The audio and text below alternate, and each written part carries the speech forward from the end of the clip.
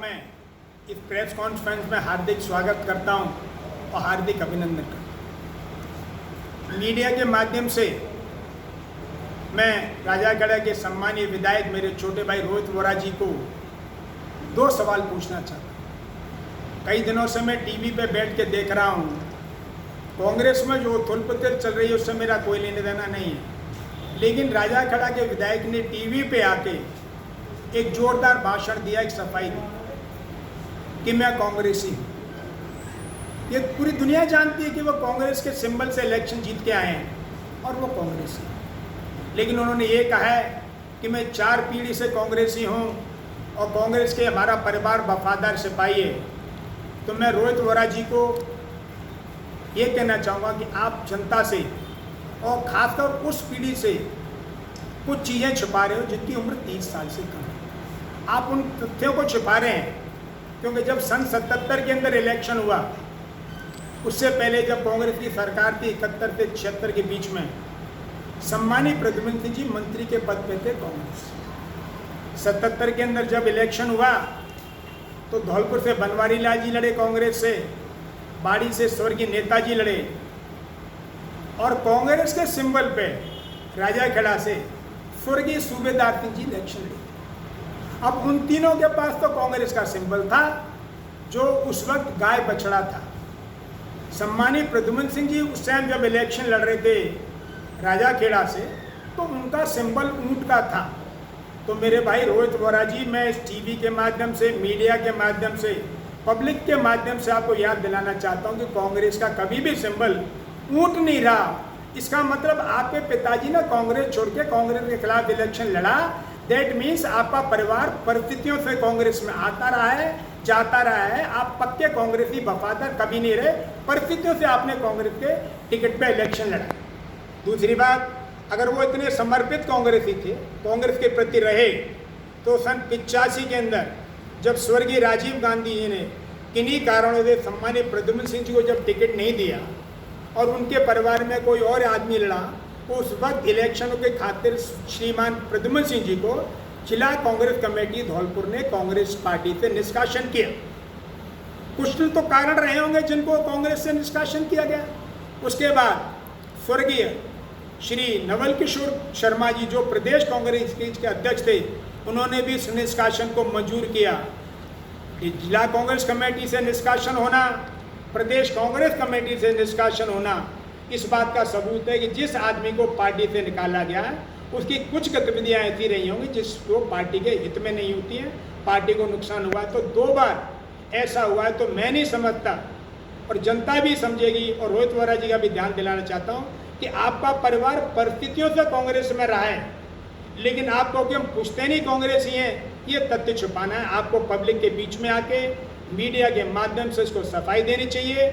और अगर मेरी बात कहीं गलत है तो मैं इसका दोषी हूँ, और अगर आप तथ्य छुपा रहे हैं तो आपको सरेआम माफ़ी मांगनी चाहिए। या तो आपकी नॉलेज में नहीं है, लेकिन जो नई पीढ़ी है जिनका जन्म 77 के बाद हुआ है, उनको पता ना होना चाहिए कि प्रद्युम्न सिंह जी ने परिस्थितियों से कांग्रेस को छोड़ के कांग्रेस के खिलाफ इलेक्शन लड़े। दूसरी बात, कुछ महीने पहले सम्मानीय रोहित वोरा जी, जिनके साथ मैंने कांग्रेस में बहुत ज़्यादा काम किया है, एक ट्वीट किया था, एक मैसेज दिया था कि कोई आदमी चल के राजाखेड़ा में आया और न कुछ टाइम के अंदर 62,000 वोट ले गए। उन्होंने मेरा नाम नहीं लिया, पर वो आदमी मैं हूँ जो 62,000 वोट के लिया। मैं आपके माध्यम से मेरे भाई रोहित वोरा जी का बहुत तहे दिल से शुक्रगुजार हूँ। उन्होंने मुझे एहसास कराया, प्रशासन को एहसास कराया, पब्लिक को एहसास कराया, सबको एहसास कराया कि उनके मित्र अशोक शर्मा जी ने न कुछ टाइम के अंदर 62,000 वोट ले लिए। और उन्होंने कहा कि मेरा कोई दायित्व है, जिम्मेवारी है, उसको मैं निभा रहा हूँ और कोशिश करूँगा कि भाई आपने जो मुझे इंस्पायर किया है कि मेरा दायित्व है, पूरा करने की कोशिश करूँ। उन्होंने अपने मैसेज में कहा था कि उनको जयपुर में बहुत बड़ी जिम्मेवारियाँ दी गई हैं, इसीलिए जब भी उनको वक्त मिलता है वो धौलपुर आके एक पंचले मिलना चाहते हैं। जब रोहित वोरा जी खुले मन से इस बात को स्वीकार कर रहे हैं कि विधायक से ज़्यादा उनको जिम्मेवारियाँ जयपुर में पार्टी ने दे रखी हैं, तो भाई मैं आपके माध्यम से पूछना चाहता हूँ, हर विधायक की खातिर उनको एक कांस्टेबल सुरक्षा के लिए मिला हुआ।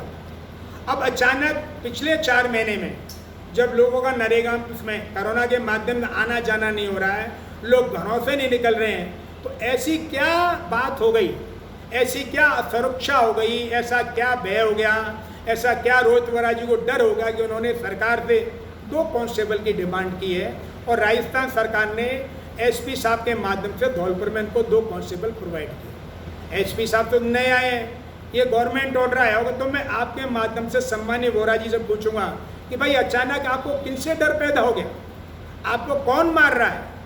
मैं भी राजाखेड़ा जाता हूँ, मुझे तो किसी बात का डर नहीं है। फिर आपसे ऐसी क्या गलती हो गई? और आपको जवाब देना चाहिए कि 2 कांस्टेबल एक्स्ट्रा मिलने का, और जबकि आप धौलपुर में रहते नहीं है, जयपुर में रहते हैं, 1 लाख रुपए का आर्थिक वजन राजस्थान सरकार आपके लिए क्यों वहन करे? किनसे खतरा है आपको? आप सुरक्षा के लिए मांग रहे हैं या उसका कोई और कारण है? मैं समझता हूँ असुरक्षित तो नहीं है।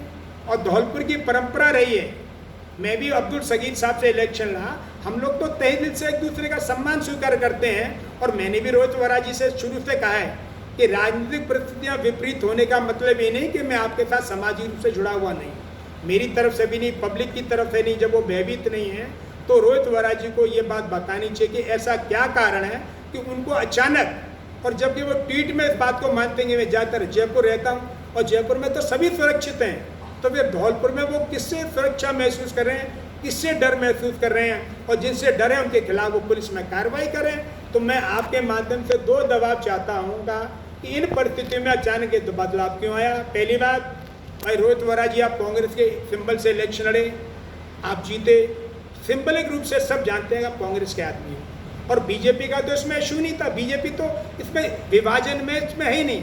फिर भी आप जो लोगों को गुमराह कर रहे हैं, एक तो ऐसी क्या परिस्थिति बन गई कि आपको मंच पे आके कहना पड़ा कि हम कांग्रेसी हैं। कोई विभाजन तो कांग्रेस में नहीं था, आपके नेताओं में ये था कि भाई कौन किसकी नेतागिरी में, ये निर्णय आपको करना, हमारे से कोई लेना देना नहीं है।